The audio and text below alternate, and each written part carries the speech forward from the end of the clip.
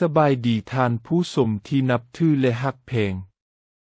มื้อนี้ข้าพเจ้าได้นำเอาเรื่องข้อเท็จจริงของประเทศลาวมาเล่าสู่กันฟังเพื่อเป็นความรู้รอบตัวของท่านเถือว่าสิบ่ได้เล่าเป็นรายละเอียดก็ตามแต่ก็เป็นความรู้พอคร่าวหนอ17ข้อเท็จจริงที่ท่านอาจบ่รู้เกี่ยวกับประเทศลาว 1. ลาวเป็นประเทศที่บ่มีทางออกสู่ทะเลแห่งเดียวในอาซีตะเวนออกเฉียงใต้ซึ่งอ้อมด้วย5 เทศทางทิศเหนือติดประเทศจีนและเมียนมาทิศตะเวนออกติดกับประเทศเวียดนามทิศใต้ติดกับประเทศเขมรและทิศตะเวนตกติดกับประเทศไทยฉะนั้นจังเว้าได้ว่าบ่มีชายแดนใดติดกับทะเลเลย2ประเทศลาวมีประชากรประมาณ7 ล้านคน3คนเอิ้นว่าคนลาวภาษาเอิ้นว่าภาษาลาวและภาษาลาวเป็นภาษาทางการ4ประเทศลาวเป็นที่มีภูมิฐานเป็นภูดอยและป่าไม้ทั่วประเทศมีสายแม่น้ำ13สายไว้ลงใส่แม่น้ำคง5ประเทศลาวได้รับเอกราชจากฝรั่งอย่างสมบูรณ์ในปี 1953 มีเขตน้ำแดนดินเป็นของตัวเองอย่างจะแจ้ง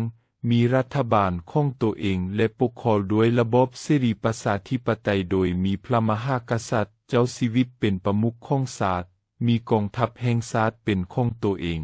มีธงชาติเป็นสีแดงกาสร้าง3หัวเป็นสัญลักษณ์ของชาติมีรัฐธรรมนูญให้ความยุติธรรมแก่ประชาชนในชาติและใช้ภาษาลาวเป็นภาษากลางและเป็นภาษาทางการในนี้ลาวได้สมัครเป็นสมาชิกสหประชาชาติในปี 1955 เป็นที่เรียบร้อย6ประเทศลาวมีชนเผ่าที่หลากหลายมี160ชนเผ่า7เมืองเก่าแก่ของลาวได้แก่เมืองหลวงพระบางเดี๋ยวนี้ได้เป็นเมืองมรดกโลกแล้วอีเวีย8ประเทศลาวมีวัฒนธรรมอันจบงามเป็นของตัวเองหลายแนวเช่นวัฒนธรรมการนุ่งถือและแต่งกายวัฒนธรรมการเคารพนับถือเว้าจาอ่อนน้อมถ่อมตนผู้น้อยเคารพผู้ใหญ่นับถือพุทธศาสนาอย่างเข้มแข็งมีวัดวาอารามจำนวนล่วงหลาย9ประเทศลาวเป็นประเทศหนึ่งที่ยังยึดถือในด้านการทักเซี่ยวตำผ้าทอไหมและหัตถกรรมพื้นเมืองของตน10ประเทศลาวมีความหนาแน่นของประชากรน้อยที่สุดในอาเซียน11อาหารประจำชาติแม่นข้าวเหนียวปลาเด็กลาบก้อยลาบป่าลาบซีนและตำมักหุ่งกินกับข้าวเหนียว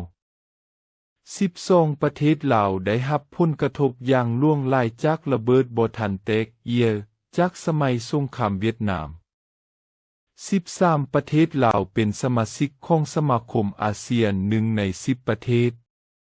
14ประเทศลาวมีอากาศมรสุมร้อนมีฤดูฝนและฤดูแล้งแตกต่างกัน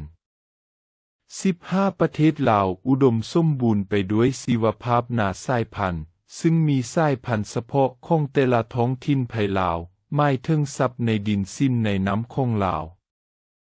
16ประเทศลาวเป็นหนึ่งในจำนวนประเทศคอมมิวนิสต์ที่ยังเหลืออยู่ในโลก17บุญปีใหม่หรือบุญปีใหม่ลาวเป็นบุญหนึ่งที่สำคัญที่สุดในประเทศมีการจัดเฉลิมฉลองกันแต่เนื้อถึงไต้ในเดือนเมษายนระหว่างวันที่13-15ทุกปีฉะนั้นจังสรุปได้ว่ารายละเอียดเกี่ยวกับประเทศลาวโดยย่อกระเดเพียงเท่านี้หวังว่าคงสิเป็นความรู้ให้แก่คนลาวเฮาผู้เกิดใหม่ใหญ่รุ่นได้รู้บางสิ่งบางอย่างที่เกิดขึ้นเหมือนอดีตการ